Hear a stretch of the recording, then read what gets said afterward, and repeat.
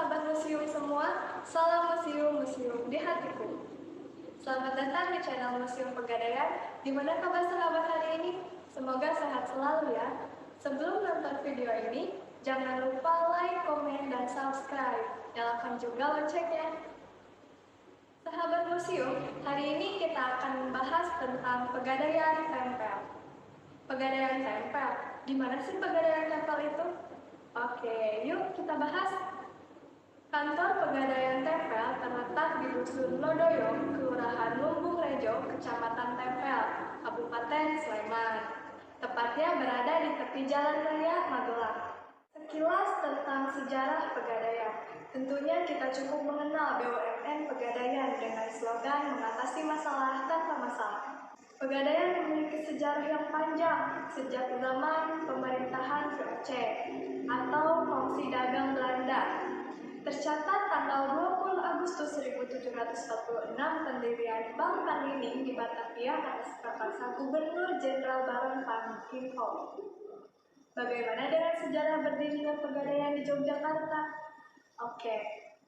Sejarah Pegadaian di Yogyakarta bermula pada tahun 1913, yaitu Pegadaian di Pasar, dan diikuti Pegadaian Lengkuyungan. Tentang waktu 1913 sampai 1914 berturut-turut didirikan kantor Pegadaian di seluruh wilayah Yogyakarta.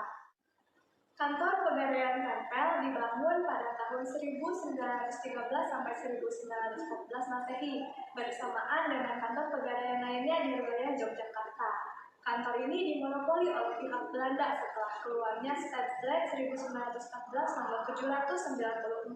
Pada masa penjajahan Jepang, kantor ini beserta kantor Pegadaian lainnya di wilayah Yogyakarta di bawah pengawasan Swaperaja, yang artinya kantor Pegadaian pusat tidak mempunyai hak terhadap urusan Pegadaian daerah. Pada masa perang kemerdekaan, kantor ini pernah digunakan sebagai tempat persembunyian para pejuang RI melawan militer Belanda.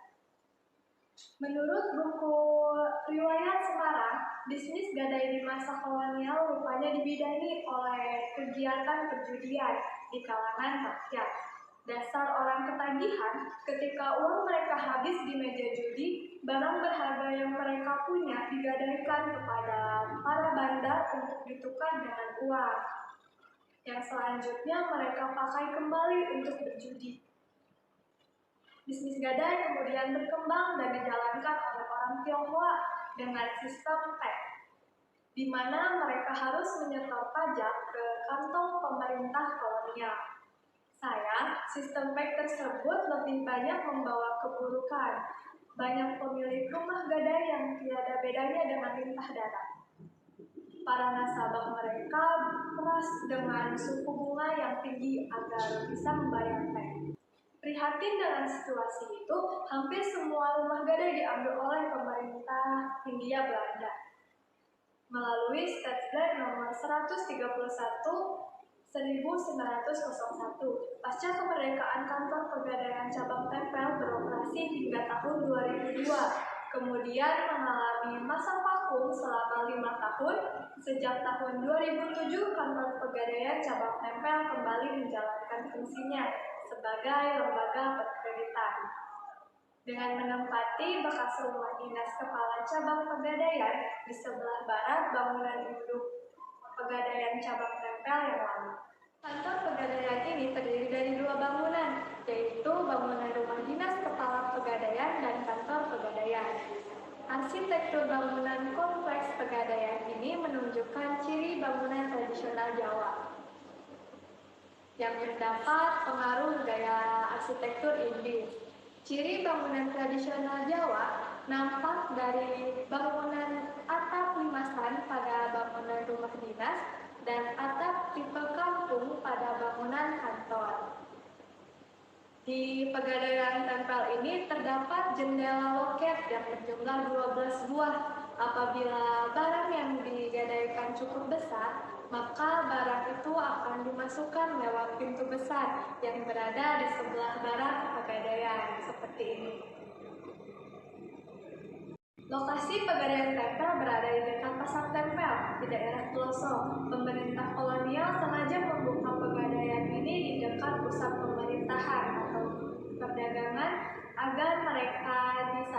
dijauhkan dari ulah lintah darat selain untuk menarik banyak nasabah. Di dalam Pegadaian Tempel ini terdapat sebuah ruangan yang bagian dalamnya dipisahkan oleh sebuah sekat yang terbuat dari kayu dan jalinan kawat strip. Di balik dinding itulah barang Pegadaian disimpan dan dikumpulkan sesuai dengan jenisnya. Uang dan surat-surat berharga yang digadaikan nasabah disimpan di berangkas besi yang ditembok sehingga tidak mudah diambil orang. Kosongnya ruangan itu akibat aksi mogok para pegawai pribumi yang terjadi pada tahun 1922 silam. Di balik wujudnya bisnis gadai pemerintah kolonial, terselip kisah pemogokan para buruh. Dahulu, ketika ruangan itu penuh meja-meja berisi dokumen dan barang gadai itu, terlihat raut getir para pegawai. Sebabnya tak lain ialah adanya kebijakan pemerintah kolonial yang mengurangi honor mereka untuk menghemat anggaran belanja. Tapi kegetiran mereka belum meletup hingga mereka mendengar kabar bahwa kawan mereka di Pegadaian Ngupasan dipecat gara-gara masalah sepele. Sebagai aksi solidaritas untuk kawannya yang dipecat tidak adil itu, PPPB atau Perserikatan Pegawai Panhes Bumi Putra, wadah para pamong Pegadaian Bumi Putra, menggelar aksi mogok kerja. Dan saat ini Pegadaian Tempel itu masih aktif beroperasi di bekas rumah dinas pimpinan Pegadaian pada zaman dahulu. Oke sahabat museum, sekian penjelasan tentang Pegadaian Tempel. Next video kita bahas apa lagi ya? Sahabat museum boleh kasih saran ke kita untuk next video di kolom komentar ya.